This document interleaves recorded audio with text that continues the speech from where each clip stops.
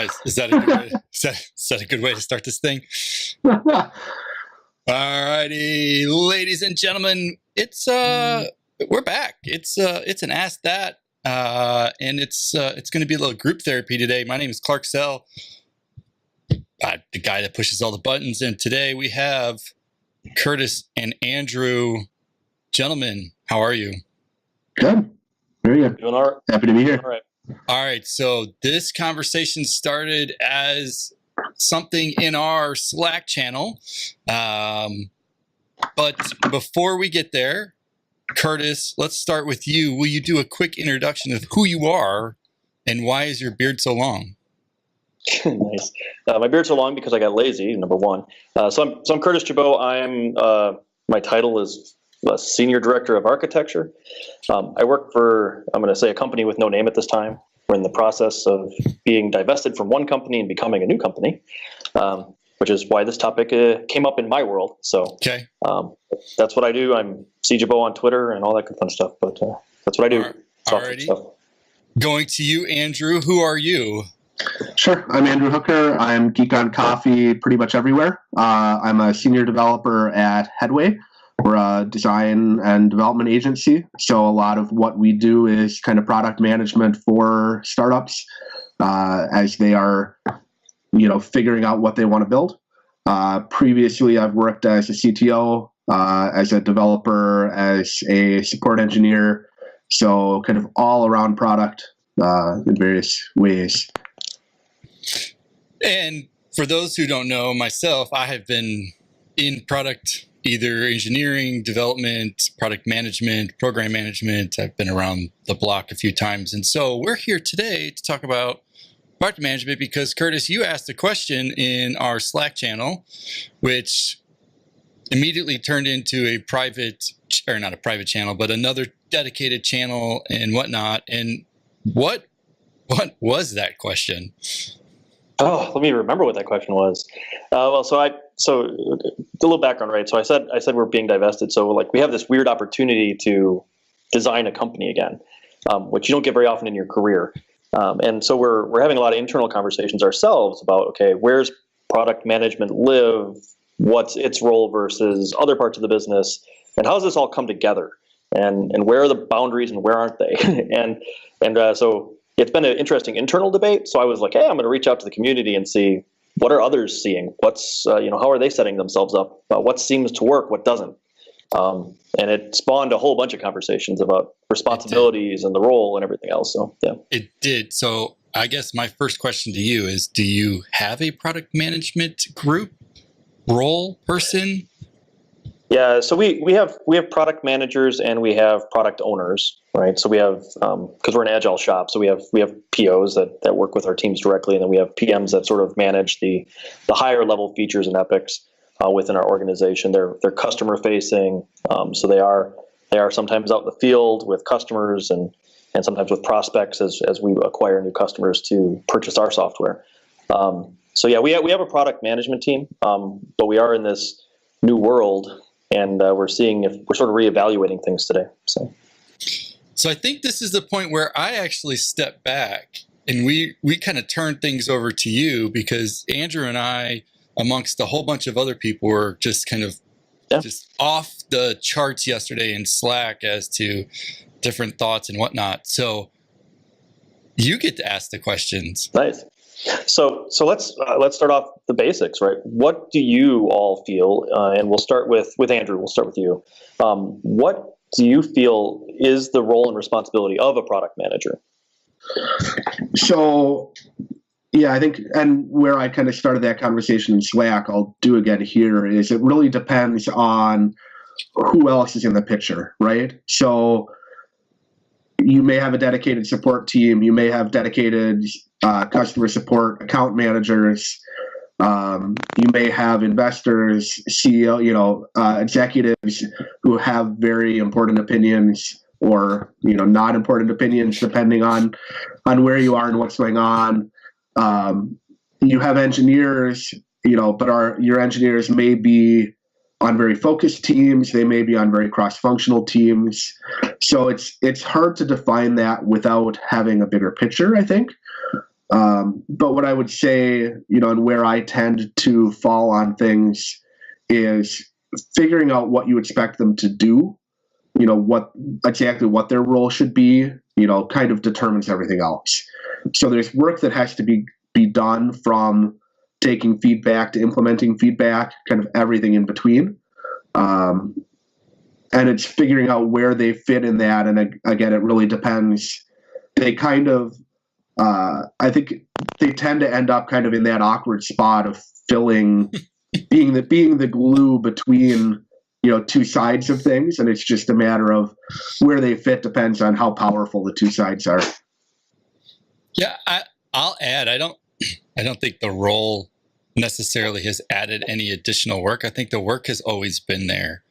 It's just how you're slicing up the work amongst people and what you choose to call them. But no matter what, building the product is like all the same stuff happens, whether you choose to or not. Curtis is being summoned. I'm being summoned, yeah. I'm at work, so Yeah. Actually, yeah. You're getting free consulting. Yeah, nice. So my view, the sort of way I look at product management is they're the internal CEO of their space. They should be paying attention to market strategy, where it's going, trying to look ahead, listening to the voice of the internal customers as well, right? You got to keep your install base happy. You've got to try to figure out what's going to get you the next new sales. And hopefully, and this is probably where I see some challenges, and I think maybe we've all seen this challenge being technologists as well, is also paying attention to the risks that your technical debt and where your technical platform maybe needs to go all at the same time, and trying to prioritize those in a way that keeps your product moving, because you could easily kill your product. Just because, I don't know, you could build your entire product on Flash and you never pay it off and get rid of it, and you're in the web world. That doesn't work very well. So, why did you use the word internal when you described the individual? Yeah, I've seen product in a couple different other businesses I've worked at as well, where they have truly what I would call product marketing folks. Which are more fully externally focused. They're only focused on the market. They're not focused internally at all. They're not working with the Scrum teams. They're not working with internal stakeholders, right? So like for us, we build products that sometimes are installed on premise. We also have products that are cloud oriented. So we have internal stakeholders too. We've got people like our ops team, our support team, our services team. All of them have requirements too. And so you got to play both sides. But you also then have an outside business CEO, right? So you have somebody who's looking at the portfolio, who's probably more of a big face of the business as well. So you've got another CEO that's a real CEO, right? That's minding where the business is going. But and I only bring it up because this was the roles and responsibility thing yesterday. And how people are being evaluated at the end of the year and what their metrics are. And I don't necessarily mean from an HR perspective, but it could be from a product perspective too. I've always thought of the product management role as like the product CEO who is responsible for internal, external, all the constituents and beyond. Now, that also depends upon the organization and how big the product itself is and how many millions of dollars or non-millions of dollars there is. But when you said internal, my spidey senses went off of this person only cares about behind the firewall, which makes for an awkward product. I think they got to pay attention outside. Otherwise, the number one thing is your customer, right? If you're not paying attention to customer, then what product? Unless it's an internal product, what type of product are you building? So I think though, to kind of circle back, if it's a decent scale, then the product owner can be internal because they've got internal stakeholders who are accountable to the external. So you've got sales reps, support, whoever, who is kind of the external face, and the CEO who's doing it from a brand, corporate brand perspective, legal, marketing, all those. And to me, they're stakeholders to the product owner, which doesn't mean the product owner can be oblivious of the outside world, but right. But a salesperson, Their view is always that of close the deal. And so they're already biased in what the product is going to be shaped like and look like. And they wouldn't ask the same questions that you would as a PM, where you're like, okay, let's get some folks in the room and look at usability and look at true user requirements. The sales guy's like, I want to close this shit and move on. He says he needs a damn report. We're going to get the guy to report because it's a $10 million deal. For sure. And so the product owner has to, balance that with the developer saying, yeah, if I write that report, it's going to require the DevOps guy to spin up another 2 clusters. And the DevOps guy, has to then come to the table and say, to spin up another 2 clusters, I need to do this, this, and this, which means this doesn't get done. And that's why the product owner's job sucks, because you got to figure out how to make everybody's life kind of equally happy and miserable at the same time. It's a balancing act. And I think you have to think of everybody as a stakeholder and try and kind of, check and balance to keep everybody happy. And that includes legal, that includes accounting. Accounting is going to tell you, no, you can't. Yeah, to make all of your stakeholders happy, I could hire 10 more engineers and get it all done, spin up 10 more servers. And you have to go back to engineering, or to accounting rather, who's a stakeholder, who's going to say, you don't have the budget to hire more people, So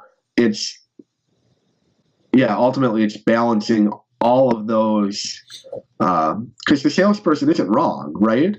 That report may very well be what it takes to close the $10 million deal. And the product owner may be able to look at that and say, okay, we can write that report, but realize it's going to cost us $6 million of that $10 million deal. That might be a good decision for the product and the business. It may not. That's right. So one of my other questions that I had put in Slack was around, where in the organization do they live? Where do they report to? Because I've seen a couple different structures, and I'm interested in how those structures either did or didn't work, right? So you could have a chief product owner or officer, you could have them report to the CEO, you could have them report to a CTO, or who knows, any other combination of the like. What have you all seen in the market, and what has or hasn't been successful? I think keeping them out of one of their functional areas that they are responsible for is important. So I think keeping them out of tech is important, simply because they have to deal with a lot more than tech. So if they report to tech, then they're going to have a tech bias, because ultimately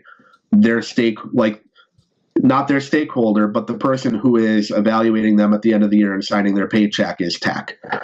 So it could be the CEO, because ultimately, scale it up to a giant company, right?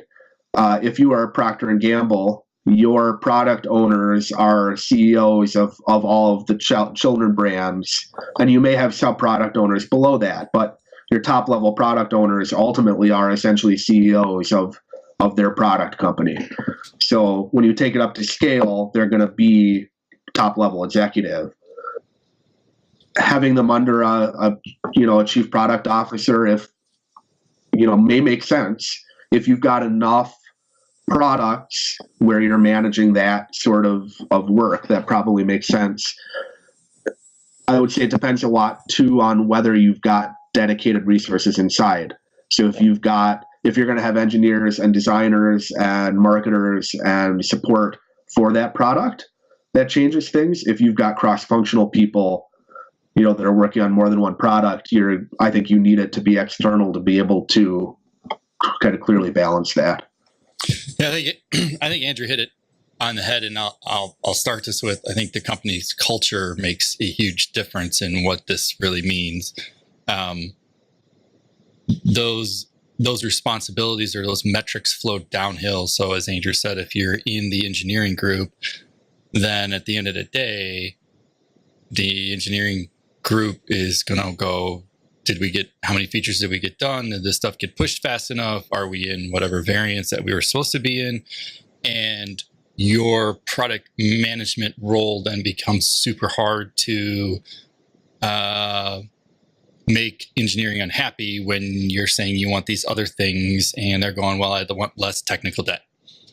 But there's that balance, right? And then you swing the pendulum on the other side and you put them on the business unit, and then the business is like, I need 10% or 10x growth this year. And now your measurement is nothing but revenue dollars against whatnot. But then the technical debt becomes super hard to fulfill because now you're trying to please a different master. I have been on kind of all sides of it. The last place we were at, product management, lived in a product office who reported to the CEO. And so all product managers were in that. And it provided one thing that was really nice, which was, well, when I was at Microsoft, every business unit had their thing, and they had a business and they had an engineering side. And because of the size of things, you needed kind of that structure, right? Because it was just huge, right? $1 billion business. Yeah. When you're a $100 million business or $150, $200 million business, and say you have 10, 20 products, your product managers very much need to work together across those product lines, even if they are or are not related, so that even the littlest of things like marketing schedules, email blasts, granted, I've worked for straight up product and SaaS stuff. You know, you may have rules at the corporation level that says we're only going to touch a customer X number of times with email. Well, if your goals then compete with somebody else's goals, and yet you haven't had that cross-functional talk between things, then it becomes hard for me to ship my product and you to ship your product if we're in kind of separate organizations and the things that happen. And so that one product office helps alleviate that, assuming that all those people are working together inside that group and can coordinate their release schedules and all the other goo that goes on. But and I kept harping on this in Skype yesterday, it comes down to authority. Like if you have no authority to make any change, then you as the product manager are just a useless person who gets to do nothing but play product manager or project manager and say, oh, well, this has to go here because Joe said so, and this one has to go there because Jane said so. And your ability to influence or change is useless, and all you are is shipping TPS reports. And that will not solve, like, then it becomes overhead, and the whole division will get fired, and they'll just replace them with engineering leads and business leads and just kind of reshuffle the work, and it'll just happen half-ass anyways. Yeah, so you hit on a piece there when we were swinging back and forth, like if you're on the business side versus the technology side, right? So if we swing the product management over to the business side, which is where, I agree, it's very much more business focused, right? It's about driving the business forward revenue wise and all of those things. You have to find the balance. Have you seen a split in any org you've either worked in or seen where you have a product manager and then a technical product manager as well? Because my concern is, is we sort of could ignore the tech side completely, and then you run into the scenario I said before, where all of a sudden you have no product. So what have you seen in that space, and how do you, whether it's a role or how the technical side still gets its play because it has to, if you're living on top of technology? How have you seen that play out?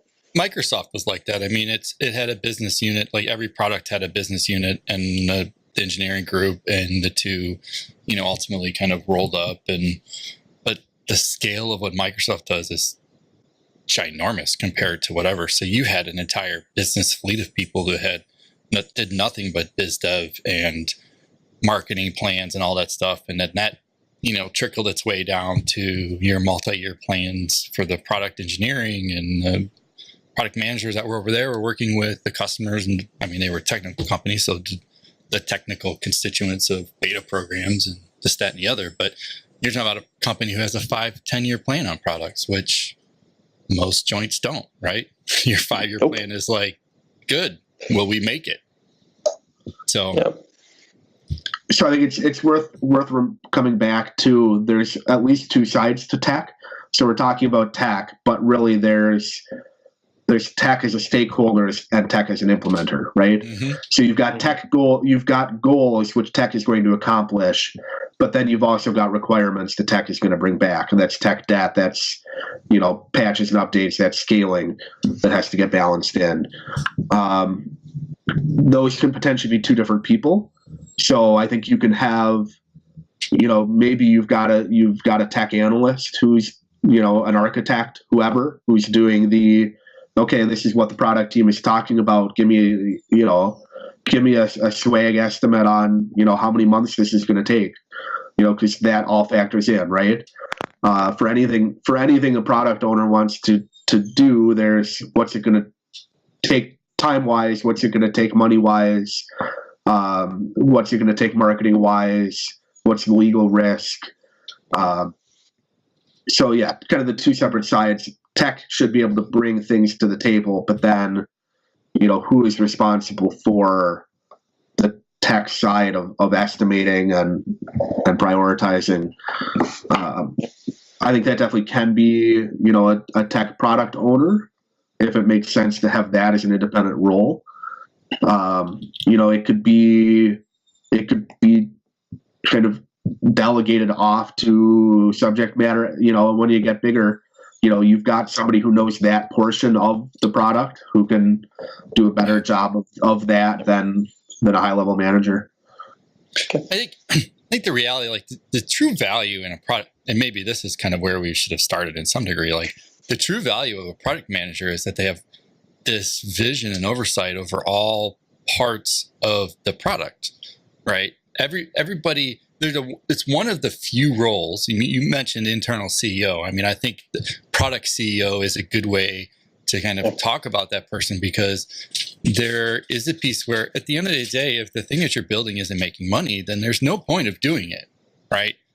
Now, because businesses' goals are to make money, and you end up losing.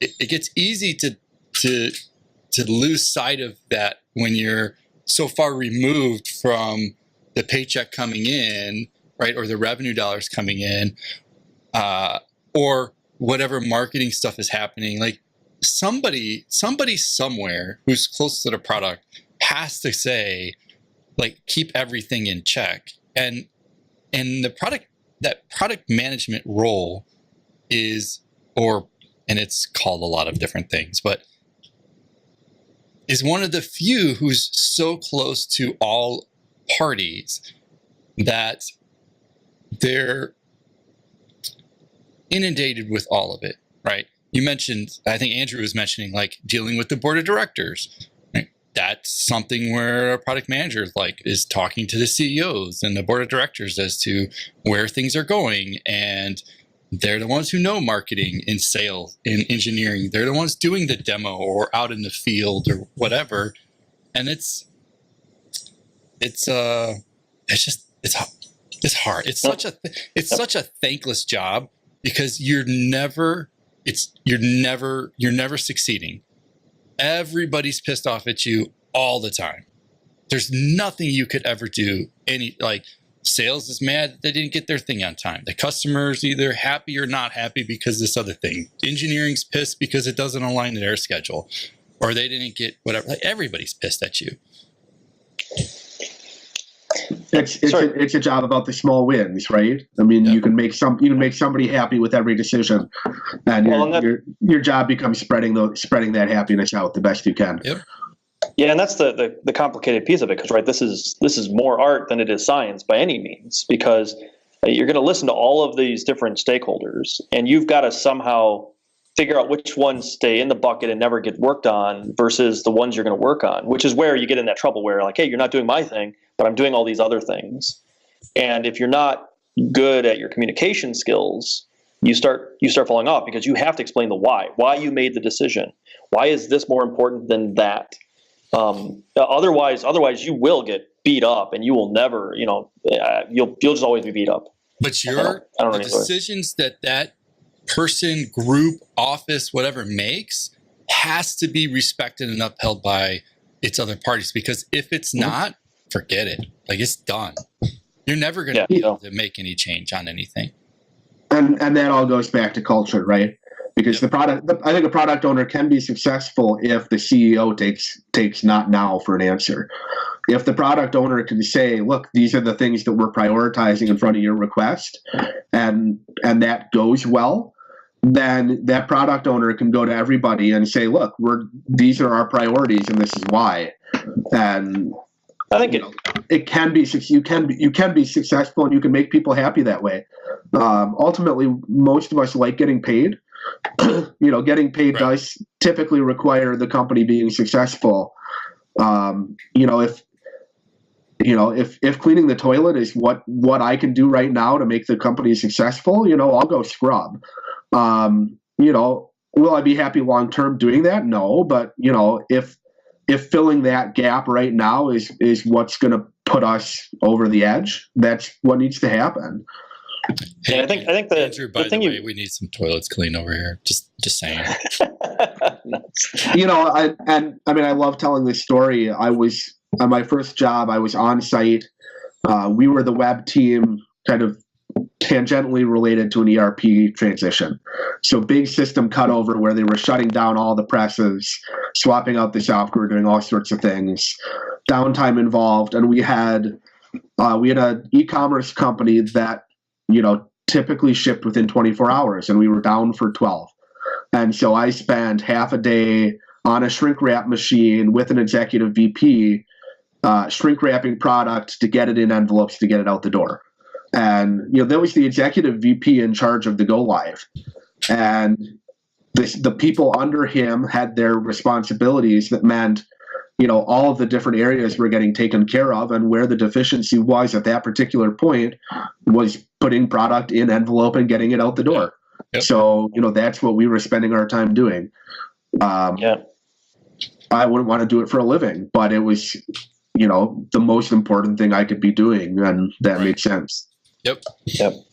Oh, I agree. I think coming back to what I was saying before, I think, in that role, if you've actually got the authority, right, and you're good at communication, meaning you can get the CEO behind your plan, you can get the rest of the business behind your plan, you can be successful. I think that's the challenge, though, because there's so much emotion that goes into everybody's role, right? So us techies will be screaming at the end of till the end of our days that we're not on the latest framework, we're not on the latest framework, we're not on the latest framework. Well, sometimes in the technical role, and so I have to play this trade-off all the time in architecture. I can't get everything I want. I have to lay enough foundation for the business to move forward. But if we don't ship product, if we don't get features to market, we don't get additional revenue. Well, my job and everybody else's job is potentially at jeopardy. So I've got to do the trade-offs too. I look at myself and my team as we're playing the technical product management team for us, for our organization, because we don't have any technical product managers. So we're the ones that are like, okay, hey, we've got to support that new Windows Server 2019. It's coming. So we've got to get that on the roadmap, and we've got to work with our product counterparts to prioritize it and get it out there and make sure we're paying off the debt, enough debt, not all of it, because you can't, because if we don't ship features, our at the end of the day, none of our customers other than IT cares what technology it's built on. That's right. They care about, does it do what I need it to do, and does it bring me value? And if it brings me value, and it's outdated technology, as long as I can use it, Yeah, I know I've been throwing around the person success quite a bit, but you find a good product manager and their day-to-day is pretty beat up. It's not that they're not successful. It's just there's a lot of swords that they fight every day. Yeah, I think that's a key, right? If you want to take on product management, what do you have to have? You have to have some thick skin. Yeah. And some good mental fortitude to be able to deal with that, because you're going to be bombarded from every angle, and you've got to be able to take it professionally and make the decisions that you feel are best for the business and move on. And as long as you're doing the right things, your customers will prove it by putting money in the business's pocket. Yeah, it's one role where you definitely don't do the same thing every day. And I don't mean like, hey, there's a new library, like we learned a new thing. It's like, no. Today's 8 hours worth of customer conversations where like we're crawling into nitty-gritty. Oh, tomorrow is supporting sales and doing a thing. The next day is sitting down with engineering and going through demo features and POCs, whatnot. The fourth day at an event doing, eventy stuff, right? Like it's fifth day support, what is support like? Oh, look, we got a release on the weekend. I'm gonna go scrub some toilets. Like, it is never the same. Sixth day, you're now doing pricing. Right? Oh yeah, pricing. Oh my Lord. Yeah, that's a fantastic thing that you get into. Yeah. So retention, right? Retention numbers and growth and analytics on what things are being used and how they're being used, and oh yeah, totally. Man, I forgot about pricing. So I'm gonna turn this for Clark to do a little therapy, right? So Clark, you made the comment, and you said a little bit in the last statements we had, but what makes this one of the crappiest jobs, being a product manager? The shittiest job ever. Yeah. I think it's because I think our industry doesn't. I think we say we need it, but at like this macro level or micro level, we all just kind of poo-poo on the role. We feel like that person is getting in the way. We feel like they're overhead. And so I think companies, and it gets back to that culture thing, companies who like, let me paint a different correlate. You know how you go work for a company who does, you want to know if they do remote dev or remote people really well? Usually the entire company's remote, and they have all the teams, and they do remote working very, very well. The ones who like have 2 or 3 do remote working horrible. We support it, but then Jane's over in Nebraska, and she's never called into a phone. VPN is super hard. I've got to send back my machine to get it unlocked. Like you can always kind of tell when it doesn't really fit. And I think product management's a lot like that at times. When the organization that surrounds that person or that organization's role, like, doesn't inherently support how it fits in everything that's done, then it's a really terrible job. And so because the industry doesn't really know where to slice it, the mere fact that we're having this conversation, or that you can go out and Google and find 15 different books and charts as to roles and responsibilities of this thing, means we don't really know whether it should be in a product office or in engineering or in the business unit or in marketing, or should it be a group of people, but then it gets back to the culture thing. But if you talk about engineering, it's like, yeah, we need an engineering team. Yep, we know that. Like, we got that down, and we know what those roles are. But have we really changed engineering to say, how would you adapt to having product management? Or have we changed marketing and sales to say, how would you adapt to doing that? Well, no, we got a pricing division, and the pricing folks do their thing. And, oh, I'm sorry, Mr. Product Manager, like, this is what we're going to do. Well, okay, well, then it makes it super hard for the product manager to like be involved in that. And if they're not put into all of those different pieces, like, it's hard. It's hard to be, because there's going to be, let's say a company of 1,000. How many let's just paint, not saying this was ever the case, but let's say you worked for a company of 1,000, 1,200 folks who maybe had, 10 products or, 12 products. How many product managers were there? 15, maybe 20, 25. And so they're very much outnumbered by everybody else. That one person that's got those few products is like fighting this battle all the time. I mean, it's work that happens. It's a role that's been born in a desire to have focus on those tasks, right? Somewhere along the line, we felt like having oversight across all the product was super important, right? And so a role was created and people were assigned to it. But the culture has to support it. If the culture doesn't support doing automated testing, unit testing, are we going to get unit testing? Nope. So it's the same, like, if you value it, and the culture in the organization is structured such that it supports it, then then it'll be there. I think we lost Andrew. I do think we lost Andrew. I'm still here. I think we lost the video, and I'm trying to get that. Back. There we go. Oh, you're back. Like that. Magic. But it's a hard role. Like you get good at it. I don't think you could ever achieve mastery by any stretch, just because there's way too much stuff that you're involved in. It's constant refinement of who you're at, and some companies, the organization changes every year, so you get new marketing folks and new product leads, and maybe they were part of that stuff or not part of it, and now you're like back to square zero. And so are there roles or responsibilities within a company that would make sense to move under product that would make the product job easier? So you talked about pricing, for example, and I wonder, why, like, if you've got people who are focused on pricing, I guess it makes sense that they're not under a particular product person, that they're more general for the company. But I wonder, we talked about not wanting tech accountable to product or vice versa, but I do wonder if there aren't some of those functions which ultimately should be.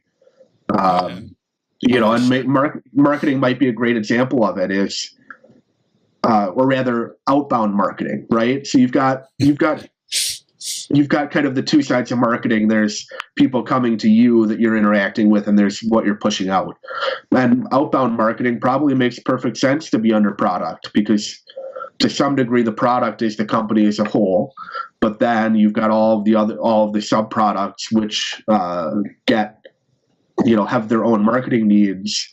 Your marketing manager has to be the person taking the 8 product managers and saying, you get this, you get this, you get this. I think it comes down to that scale thing, right? Like, if your company is that of 10 people, you're not going to have a dedicated marketing person. But maybe you hit 50 and you have 2 products, and now you have a marketing person, and that person covers 2 different products. But maybe they're still in the engineering org. Maybe maybe that notion doesn't even exist. But then at some point you hit this critical mass where it's like, oh no, now we have a marketing division, right? And then that marketing division has a leader, and that leader reports to the CEO. And now those silos start to come in play. So it comes back to that organization and roles and responsibility. And I don't know, I guess I'd flip it to you, Curtis, and go, if you're in new transition of new place and new company culture, I don't know, it's one thing to say, let's have a product manager. I guess I'd say, how are you trying to create an organization that's going to support all of its constituents? Yeah, and that's the sort of, and I said this earlier before the call. I think that we're having a lot of internal conversations about this, and the other challenge that we're sort of struck with is we're trying. We have a portfolio of products, right? So we have multitude of different products, and they all go together. It's sort of a suite, right? And the more you have, the more power you get, right? So and so we're trying to. Mean from a person perspective, you mean as a roll-up of a product.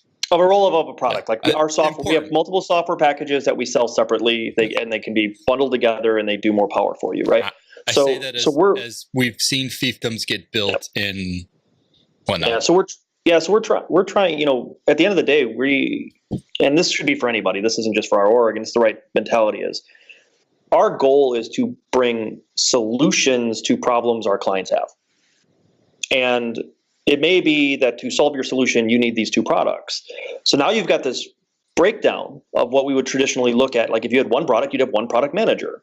But now if I'm trying to look at it and my focus is about driving a solution or an outcome, how do I now do that? And what does my structure look like? Because I'm not tied to a product anymore. I'm tied to a suite, and somebody's got to be tied to a product at some point. But we're trying, is that a different role? Is that a senior product manager and then a product manager somewhere else, or what? So I have a great thing to add to your repertoire of internal talking. How does your customer look at you, and how do you want them to look at you?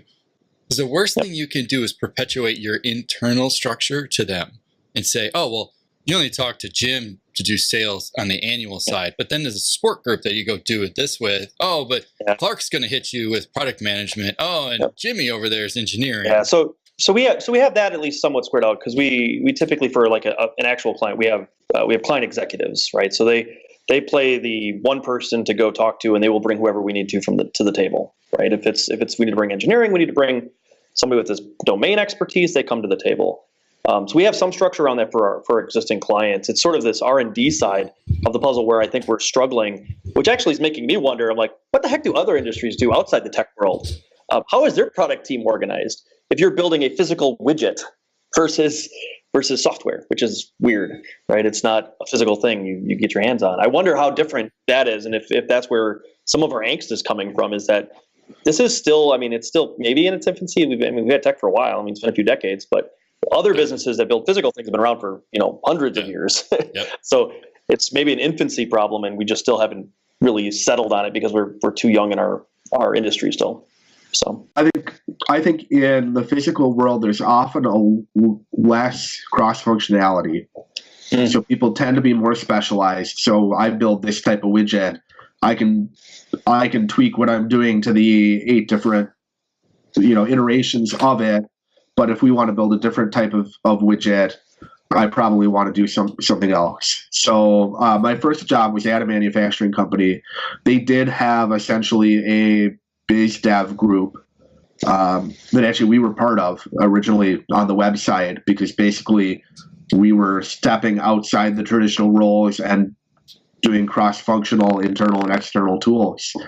But they were the group that was going to all of the different plants and groups within them and saying, okay, what's cutting edge? What can you do that you're not doing on a daily basis that we might be able to roll out? And so at one point they had color changing straws, which weren't really relevant to like the core business that we did, but was something that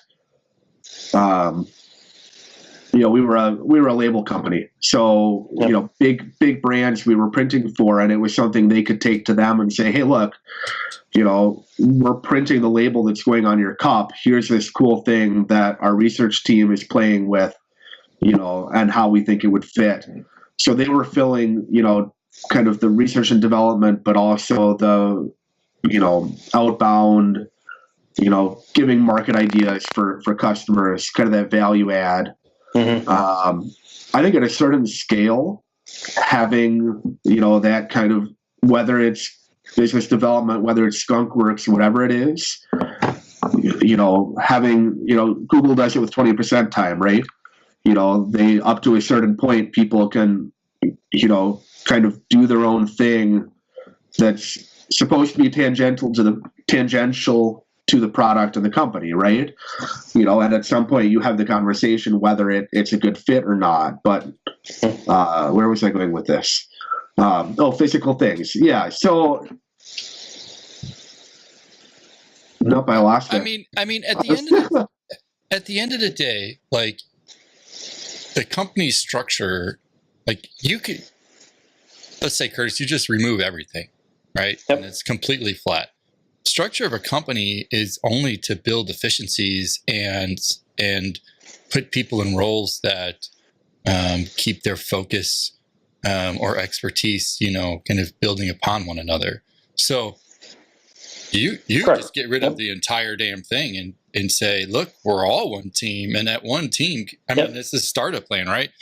And you have you're one group of people, and everybody shares in those responsibilities. Yep. And thus the culture around that supports it a bit better. It's only until you get into, whatever, millions and hundreds or thousands of folks that have to be structured differently, and then you get into competing priorities because, this group has their marching orders from their CEO, which that kind of stuff that just gets in. It has nothing to do with product management. Like, the product management job just ends up perpetuating that company's difficulties, right? Because they're trying to bridge all of those gaps. It actually has nothing to do with product management. It has everything to do with their culture and where they exist. Yeah, and that's sort of where, we're coming from, right? We're sort of coming from this huge organization of like 300,000 employees down to like 1,300. So we're scaling down massively. And we identified really quickly, hey, we've got to break these silos down. We have way too many of them. And we got to get rid of this, and because we will not meet market needs fast enough. So that's where a lot of these discussions are coming in, and it seems like everything else sort of falls into an easy line. But this one side where we're still, except for product management, and we're just, and it's not that we all have the same goals. The nice thing is at least we're having the conversation between a lot of different folks and different functions, and we're not. Right, but do you really all have the same goals? Like at the end of the day, does everybody really have the same goals? If they're all where I guess I root myself with our goals of our business, right? So I know at the end of the day, so I actually extend where our customer is. So we work in healthcare space. So we build solutions for workforce management to make sure we have the right people in the right place, right time, so that we can all have care when we need to go to the hospital. And so in my world, I always say back, my actual final customer is the patient, because if our software does the wrong thing, right. The patient doesn't get the care they need. So I think we have a passion around that. So I'm just playing devil's advocate, right? Because it's a good point. I've come from Big Co for so long, and obviously I've split off since then. But you're right. Oh yeah. At the end of the day, I've seen that too. We all should have the same goals, but at the end of the day, do we? Oh, I know. I've been in orgs healthcare where it's not the case. So. Yeah, I think healthcare is the perfect example of why we don't all have the same goals. Because in a healthcare tech company, there are people whose goal has to be the bottom line, right? You've got at least a portion of the company who's their driving force, and you hope they've got the good angel on their shoulder, but their driving force is the bottom line. And you've got a lot of people who signed on because they believed in the health cause and improving patient health. You've got people who on the engineering team who just want to push cool code. You've got people, I'm sure, on the engineering team who just want to collect the paycheck and push as little code as possible. So yeah, I think once you get beyond one person, it's unrealistic to think the goals align perfectly, especially when there's money involved. But no, that's correct. I mean, at the end of the day, you're not going to get every single person in a business to 100% be mentally and motivated by the same things. We're humans. We're all different. I'm motivated by different things than other people are, right? So, and again, it just comes back to that product manager's job. The thing they're tasked with ends up fighting the culture that it's surrounded by, regardless of where you put it, right? Mm-hmm. Like you can put it on the business side, but then the business unit is going to go, I mean, like the last time I was officially a product manager, I was in charge of $15 million. And if we didn't make the $15 million, whatever it was, 10%, growth, like my salary got dinged for it. But did I have any authority over the sales guys? No. But I somehow was responsible for the 10% growth. That's difficult, right? Like that's a hard pill to swallow when your job doesn't your money doesn't align to what you're being brought in to do. So that comes back to you're not really the CEO if you don't have, you're not really even an internal or smaller CEO, mini CEO, if you don't have control over the full life cycle. That it means everything. That's sales, that's marketing, right. I agree with that. But then I don't know that I should have been in charge of the sales folks, right? Like I agree that I wasn't in charge of it. I just don't think that I necessarily should have had my bonus and all that weighted upon what is multiple different organizations. Now, granted, that's very dependent upon that culture. Mm-hmm. All of their metrics too. Like if I am going to be ultimately responsible for their metrics as well, then damn it, I want to see at the table that says, no, sales guys, you got to do this too. And there's got to be some circle that comes back to the product management organization. And agree.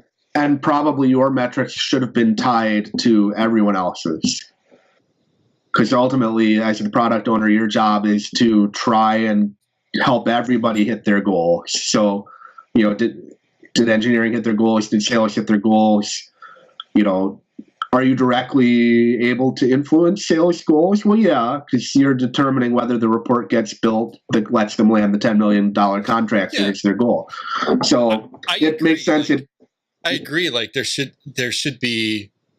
They're always like, if your job is going to be cross-functional, doesn't really matter what the job is, then your measurement of success at the end of it, like, let's just take a managerial perspective, right, Curtis? You come back, you put together whatever beautiful organization of awesome, and whatever cross-functional person there is, product management, whatever, like, you're going to need to, at the end of the day, you're going to say, hey, you're doing a good job or not doing a good job or whatever, which there's a set of measurements that says where you kind of stand within that point. And so I agree in the sense that, hey, if it's cross-functional, then there should be a piece of those snippets across the board of everything. And conversely, the other side of the house should be responsible for also making sure that cross-functional person is there. And there's, I don't know, I think it was you, Andrew, that brought up like RACI. And I mean, there's all kinds of like hierarchical business organizational bullshit and blah, blah, blah, blah, blah. Well, it's so we're actually culture though. Yeah, So go ahead, Andrew. I was going to say, our company is in the process of implementing EOS, the entrepreneurial operating system, which is interesting because the more I look at it, there are bits of it that, I look at RACI and go, yeah, okay, it's a much simpler version. So the idea behind EOS is you've got a visionary, an integrator. The visionary is the one who is, doing kind of responsible for R&D, for your high level conversations, looking at the market, all that. Your integrator is the one who's ultimately responsible for things like P&L, removing barriers from people, the very hands-on side of it. And then you've got your functional areas and you break down from there. Relatively simple, but the idea being you identify what hat people are going to wear. They may wear more than one hat. The RACI side of it, for people that don't know, the idea is responsible, accountable, consulted, and informed. And the idea is you can get super in-depth, low level, and you can kind of continue to scale it. But the idea is the more people you have, the more pieces in motion, the less specific things people are going to be involved with. Defining who's accountable for it is probably number one. That's who your bonus is, right? So ultimately, what is your bonus being based on? It's the things that you're accountable for getting done. You then have to figure out who's responsible for actually doing it. And it may be you, it may be somebody else. Your product owner theoretically ends up being accountable for a lot of things without being responsible for them. And all any of that really does is just define some language that people can talk universally on. I mean, it's correct. You could say all those words and you could align all that shit and you could still operate completely different than what those words even say. I mean, the interesting thing is, if as you guys are talking about this and I'm visualizing this in my head, I'm like, the hierarchy approach seems like the wrong visual model. It almost seems as though, as we keep talking about this, right, we have a product manager in the center. It's a hub and spoke more pattern, right, where you're going to have feeders from sales, and sales is going to be required to do some stuff, and you're going to get required to do stuff from sales, but then you're going to have engineering and support and services and operations and financial group all coming back to you, and you have to hold them accountable, and you're accountable back to them the entire time. You're sort of the hub of a wheel at that point. Here's a good question, or a question to think about. When the CEO or CIO or CX level whomever goes and wants a status, whatever, who do they go to? Do they go to the product manager? Do they go to the guy who owns engineering? Do they go to sales, marketing? Do they go to all of them for different things? I think you'll, in a lot of organizations, you'll see them go to a lot of different places, right? They're gonna go say, how are you doing on your roadmap, product manager? And then they're gonna go to engineering and say, how efficient are you? but in your hub and spoke model, right? Like, if you build organizations and hierarchies and things to gain efficiency, and in your hub and spoke model, if the product manager is at the center of the universe, but the CEO goes to the engineering division to get an update. No, I agree. Then there's a breakdown in kind of why build that picture. It depends on how many hubs you have, right? So if it's true, again, if wheel it comes can back, only roll one way. but how many? Maybe it's how many wheels? Oh, I'm sure it can roll both ways. It can go forward and back, so you can get ran over a couple times. Now we have a differential and a transfer case, and are we in 4-wheel drive? Did the cylinder shut off because we're in cruise mode? Unicycle. There's one wheel. So I guess what I mean though is you've got a product owner that's the hub of the components that go into the product, right? But are the people in those spokes only connected to that hub, or do you have an engineer who's on more than one hub, right? So if you've got an engineer who's split time, then the engineering manager does have their realm that they're kind of responsible for, which is I've got 80 engineers split across five projects, 20 on each, right? So you've got 100 engineering placements over 80 people. The engineering manager has to be the one who can speak to that, employee health, general, I think it's about what lens you're using, right? So if the lens is about your products and what you're shipping, you're of course going to go that route. If it's about human resource side, it's a different story, right? There's no one structure that fits all of this, right? You can have a reporting structure, and then you have an operational structure. They don't always and should not probably be the same thing. You got to throw that out. When a vulnerability hits CNN, as it does every so often, there's a new bug in the Intel whatever. The CEO is going to go to the engineering manager, not the individual product managers, because it's an engineering, company-wide thing that has to be discussed. Well, that comes back to RACI again, all over again, right? So if it's this thing, who's the person that's responsible? I'm going to that responsible party. You're hoping that you have sort of one throat to choke at the end of the day, but you're never going to have one when you get into a larger, more complex organization. Right. Startup land, you'll have it because it's just not big enough, and you've got people wearing 6, 7, 8 hats. You don't have that as you get bigger because it doesn't scale. So that's what maybe makes this complicated. It is about size. So, it's totally about size. I mean, it's about size. It's about culture and the company structure, because it's just a reality. Like, I'd say size and complexity, right? The more complicated your product gets.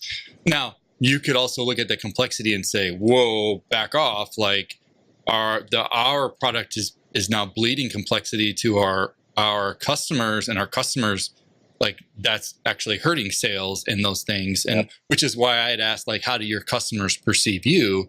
Do they have one person? And I'm hypersensitive to it, because when we were at Microsoft, like, you have 1,000 folks who could call you every day in some different part of the organization. And at the end of the day, like, the customer's only one damn person. I mean, maybe if you're giant State Farm and you have giant EA and, you have the IT group who does Windows and these guys who do this, whatever, cool. But, there's a whole lot of other folks. It's like, yeah, you called me for this, you called me for that. We see it even with that conference. Like, people are like, "Oh, well, Clark, should I contact you, or is there somebody else?" Yep. It's like, it's all me. Like, it's like the all inboxes point to the same place. Like, there's not. Like, that's it. There's the rest of the staff right behind you. Right. So that complexity and how you're perceived and all that. Yeah, I mean, for sure. But if we go back to what we're talking about in the first place, what really does a product manager do? That's also super dependent upon what you kind of want them to do in your organization, regardless of what other organizations do. Because what you want them to do and then what you empower them to do. Yeah. Yep. Oh, agree. And so to come full circle, because we've been riffing for a long time, like, why do you feel like you need one?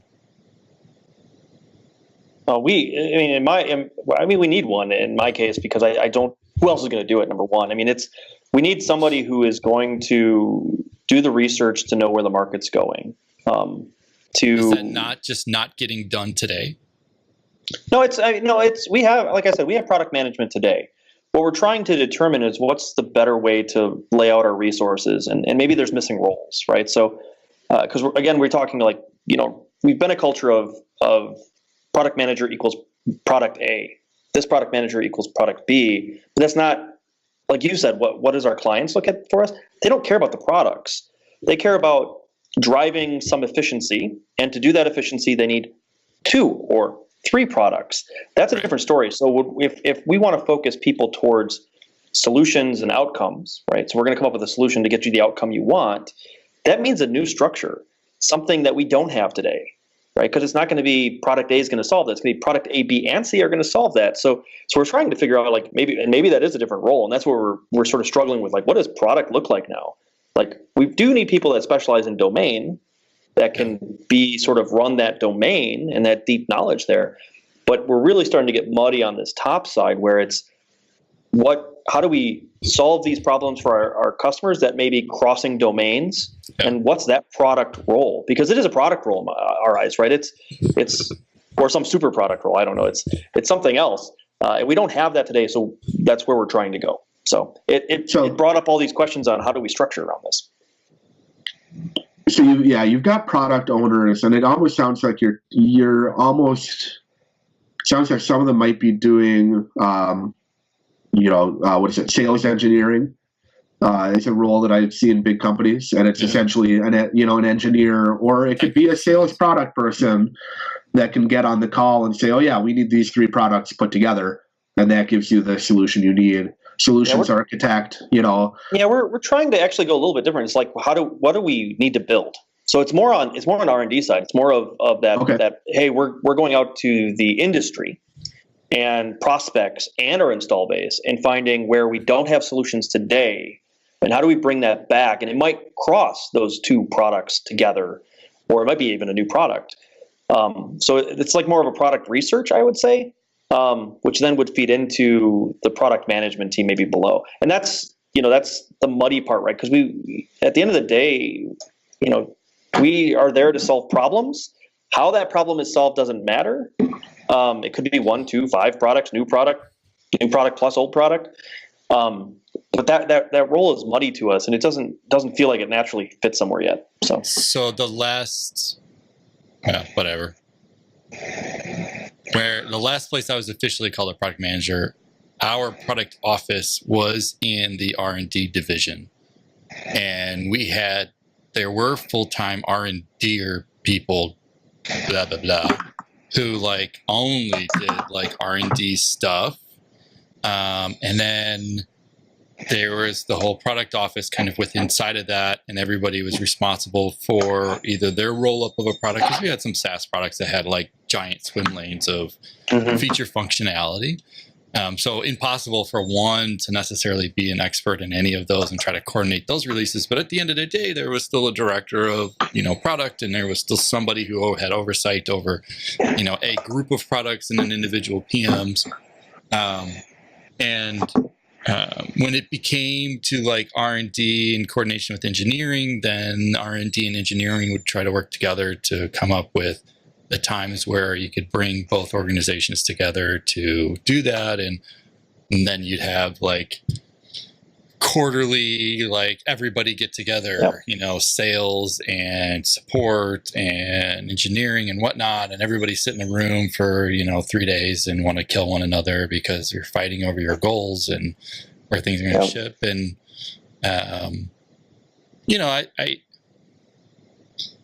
in that organization, I don't know how you would ever put a product manager. I think they've since changed and put them under engineering and destroyed the entire org. But I don't know how you be bipartisan without being in a neutral organization that lets you, kind of work around that kind of stuff. But yep. No, I'm actually. So what's funny is I've actually been.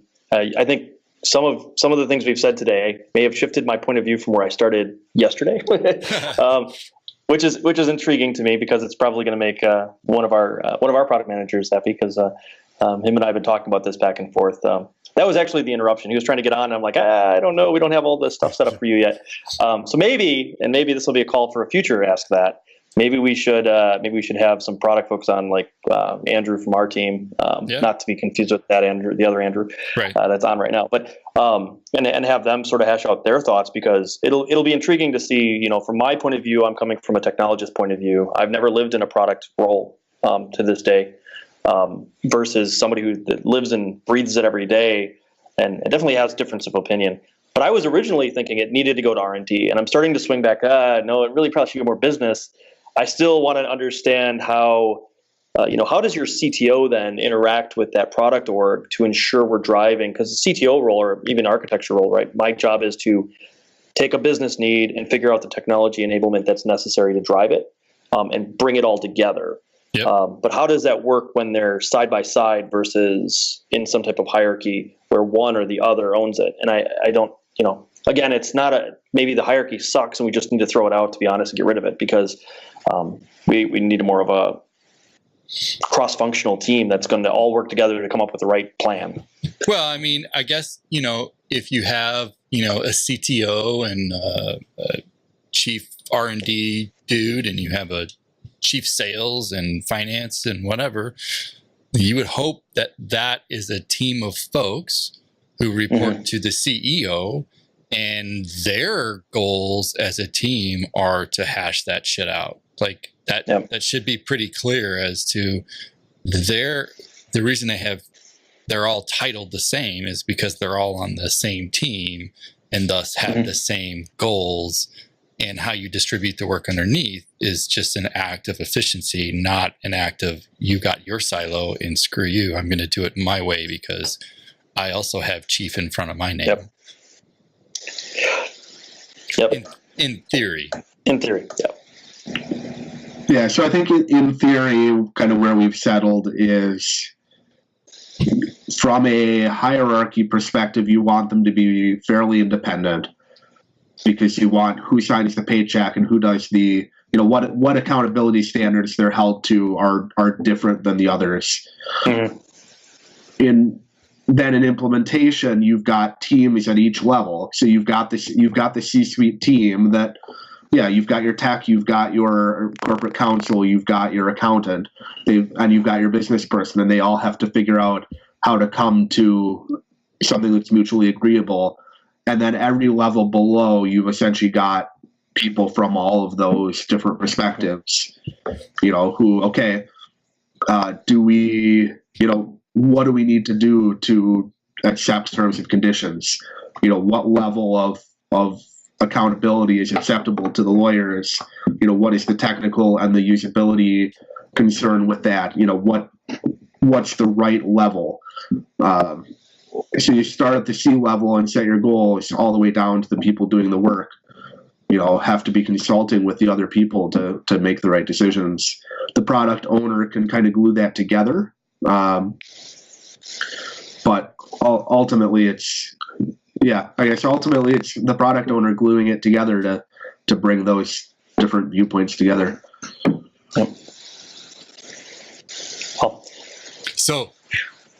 So in conclusion, sucks to be you. No, I mean, in conclusion, this is a very muddy topic, and it depends. Most things that are complicated, it depends. It is, and there's so much stuff out there.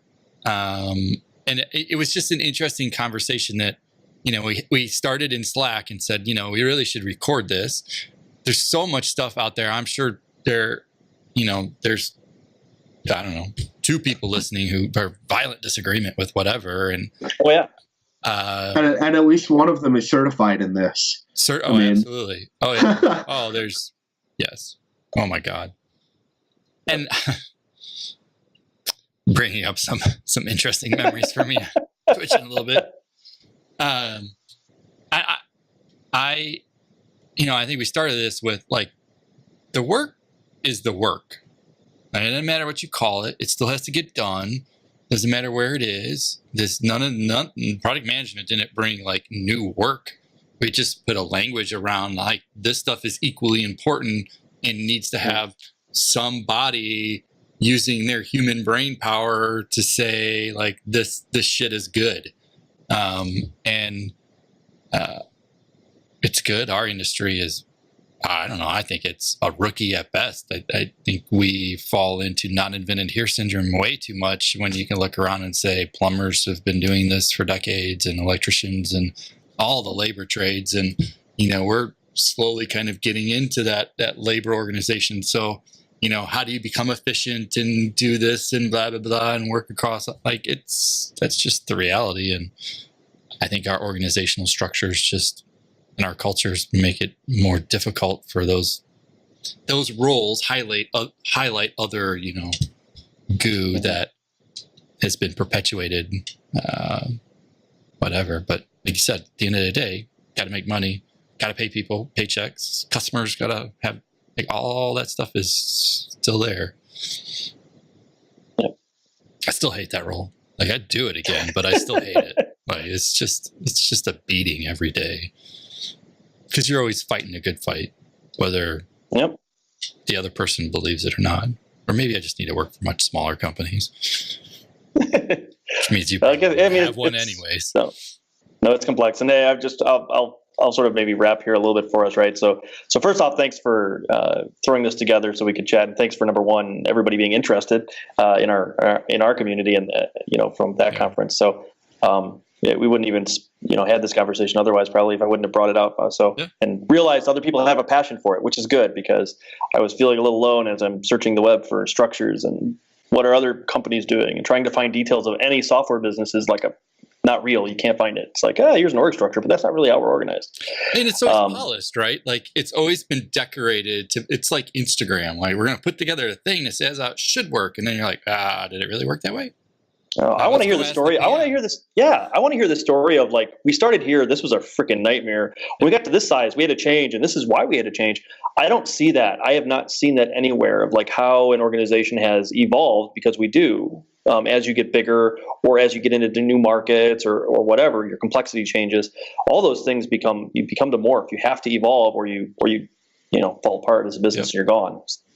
It'd be interesting for more people to tell that story. So if you're out there, I would tell you that when we were the 2 years that I was in PM for that said company, I think we probably changed every 6 months how we were doing something. Like, it was constantly, not that our structure was changing, but just how we were working.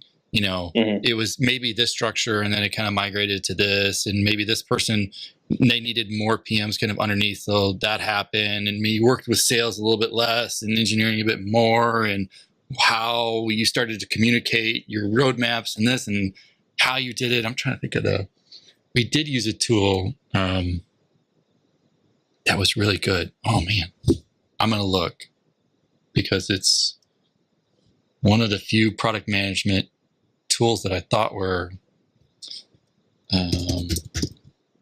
which brings up something we didn't even talk about, even though we're trying to wrap. Do you maintain roadmaps and that kind of stuff? And do you use tools for that? Or are we just talking about backlogs on GitHub? And well, we have roadmaps. We have visual roadmaps that we present, high PowerPoint.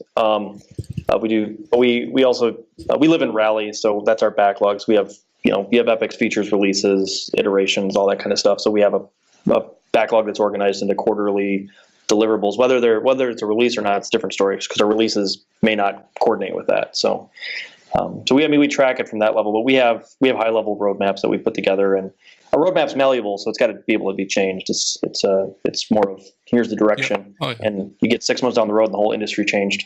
Yep. We used a tool called AHA. AHA. Yeah, we've looked at that tool. We have not implemented it yet. It is one of the tools we're looking at. It's good. Good to hear.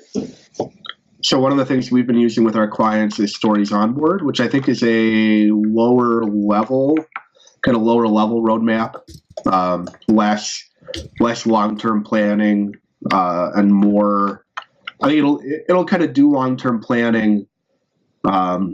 It has like a pivot mode, so you do kind of your long-term planning in 2D, and then you pivot into 3D, and you create your, your more action items, below that.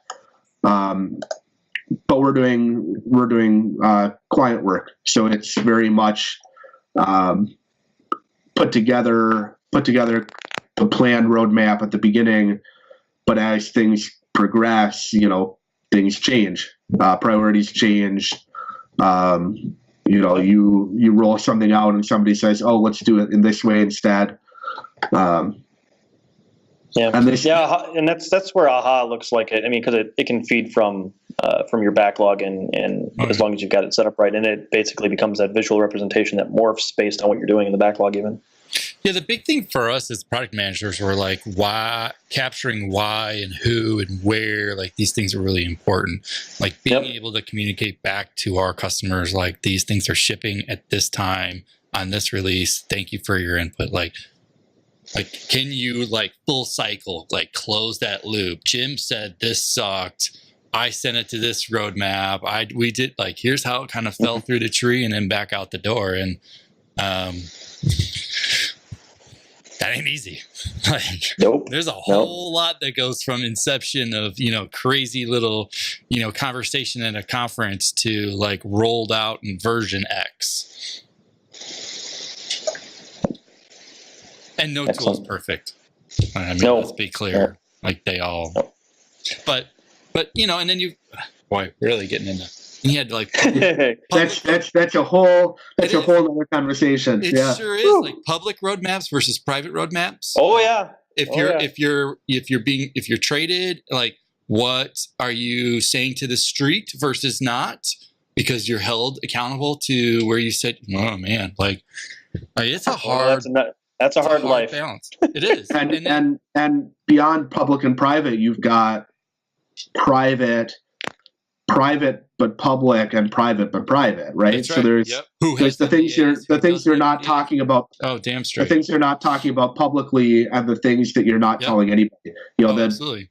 The version upgrade that you're not really talking to anybody about, versus the thing that the whatever under the hood that you just don't want to get out. Oh yeah, totally. Man, I forgot about all that shit. Ooh. All right, now we need to decompress for a while.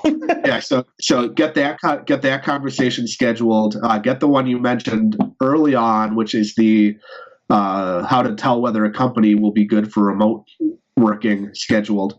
I'd love to be in on that one. I can do that anytime. I could as somebody who has worked remote for so long, it now has a business, and Yep. Okay. I'm just gonna end it there. Drop the mic. Let's go. Be done. But yeah. All right. Well, thank you gentlemen for joining in. I certainly think we should have a follow-up to this when maybe get some more folks on and have a big old party wagon of complaining, maybe talk about tools a little bit more. I'm curious, kind of Curtis, where things go for you, and the thinking along those lines, and maybe it's a good set of documentation that says, hey, in 2018 of August, we thought it was going to look like this, and then 6 months later we're like, oh hell no, our assumptions were just way wrong, or whatever, business pivoted. No. Yeah, this is going to drive me to. I'm very interested in this now, and I'll document it, and I'll figure a way how to disseminate this information for other people to ponder. It might not be the perfect, right? Nothing works for every business the same way, but at least here's an experience that somebody went through. So yeah, yep. All right. Well, with that, I'll leave it like this. Anybody who's watching, drop your comments below, because this is one hell of a topic. Or join us in our Slack at thatslack.thatconference.com. We've got a channel called PM. It's been an interesting conversation going back and forth, although we kind of muted it so that we could have this as to not screen print and shove up on screen. But Curtis, Andrew, thank you for the time today. Thank you, everybody watching, and I guess we'll continue this conversation to come. So, good. For sure. All right, we're out. That was great. Nice. Finish and broadcast.